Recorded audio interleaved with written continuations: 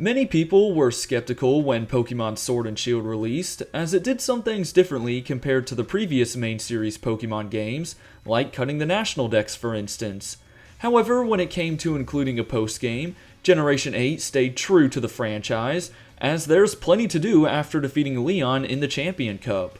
Now I'll go ahead and say it, DLCs do not count as post-game in my opinion, as I feel like they belong in their own separate category. And if you disagree with me on that, then I don't know what to say, that's just what I believe, so I won't be covering them here. Anyways, just like I have in 13 other videos, I'll be checking out what there is to do after becoming the champion of the Galar region, so make sure to hit that sub button as it really helps out the channel. And without further ado, it's time to actually play through the post-game of Pokemon Sword and Shield. Upon booting up the game again, Professor Magnolia meets you and your mom at your house in order to hand you the Master Ball. It would have been nice to actually see this take place, but I forgot to record this part, so that's just great. Anyways, you'll want to make your way to the back of the Slumbering Weld, where Hop is waiting for you to help him return the Rusty Sword and Rusty Shield. But first, he will of course challenge you to a battle, and his Pokemon are in the high 50s, but they're still the same from the main storyline, so you shouldn't have too many issues. Afterwards, Sonia enters the picture to hand you her new book, before you and Hop attempt to lay down the rusty items, but all of a sudden you get introduced to arguably the two goofiest characters out of any Pokemon game, Swordard and Shielbert. They quickly snatch the rusty sword and shield, and claim that you have to beat them in a battle in order to get them back. If you're playing Pokemon Sword, you'll face Swordard, while in Shield, you'll battle Shielbert.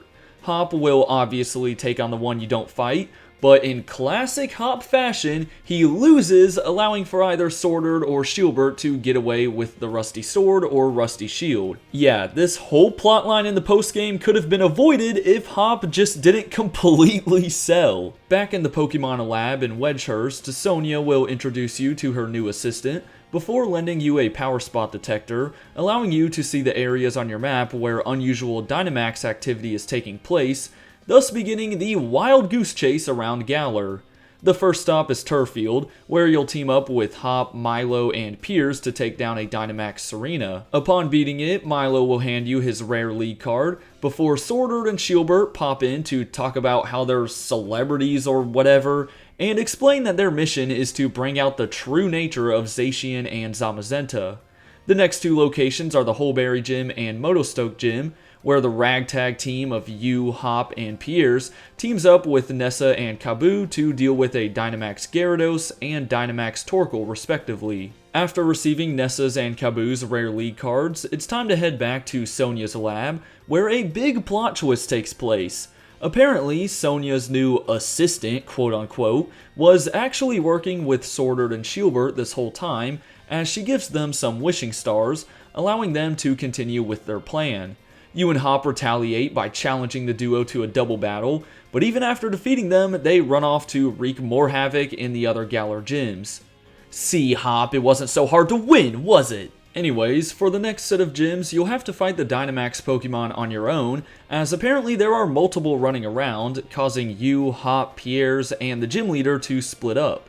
Beginning with Bia or Alistair in Stow-on-Side, you'll either face a Dynamax Conkeldurr or Dusknoir. You would then think the next place to go would be Battlelia, which it is, but because Bede is just so cool, he's already dealt with the threats, and instead he challenges you to a battle. I mean, come on, we know who's better. Just put him in his place and move on to Sirchester. After helping Gordy or Melanie take care of a Gigalith or Frostlass and receiving their rare league cards, the last gym to check out is Hammerlock. The Haxors here can be pretty tough to knock out, but after doing so, Sonia will give you a call, as she's trying to open the door to the energy plant. Now, this part is kind of funny, because she's probably standing less than 20 feet away from us, but she still feels the need to use her Rotom phone. And even worse, Hop and Pierre state that they're on the way, but when you get to Sonia, they're not even with her. What kind of continuity is that? Eventually they'll catch up, only to watch you defeat Swordard or Shielbert for one last time, granting you access to the roof of Hammerlock Stadium. At the top, you'll witness an enraged Zacian or Zamazenta attack the other brother, which is just karma at its finest. So of course, you're tasked to deal with the legendary beast, which you can't catch, so just knock it out as quickly as possible. After doing so, the opposite legendary will appear to calm it down, before giving you the opportunity to catch it. Once that's done, Swordard, Shielbert, and Sonia's assistant apologize, and everyone seems to get along. Backtrack to the Slumbering Weld Shrine, and guess what? Hop is up for a rematch! And this time he'll use whichever legendary Pokemon you didn't catch, so you could actually struggle. As a matter of fact, I had to heal stall my way out of this one. Just then, the rest of the gang shows up, including Swordard and Shielbert. Like, shouldn't those guys be locked up somewhere? But no, apparently they've changed their ways and are all good now. Nonetheless, your checklist of things to do in the Galar postgame is still unfinished. Now that the main plotline is over, Chairman Rose's tower has been converted to the Battle Tower, and unlike my other postgame videos, I actually attempted to take it on, but I lost to the very first trainer. Yeah, I think we can all agree I'm not built for that type of stuff. On the bright side, by the entrance you can receive a free Type Knoll, along with its memories. And if you want another free Pokemon, then make your way to the second floor of Hop's house, as Leon has left you a free Charmander. Another free thing you can grab is a Beast Ball from this nice guy in Stow-on-Side. If you're looking to hunt down some more League cards, then you'll want to find Oleana in the Galar Mines to receive Rose's rare League card, as well as the Ball Guy in front of the Motostoke Gym to get his League card. And to round out this adventure, there's 2 more battles that you can take part in, one being against Marnie and Spikemuth, and upon beating her, you'll obtain Marnie's rare League card, topping off your collection. Lastly, you can head up to the second floor of the Sirchester Hotel, where Morimoto himself will be waiting for a challenge. His team sits in the mid-60s, and I actually lost on my first attempt. Fortunately, things went better the second time around, as I was given the Oval Charm for my victory. And with that, we have done just about all there is to do in the postgame of Pokemon Sword and Shield.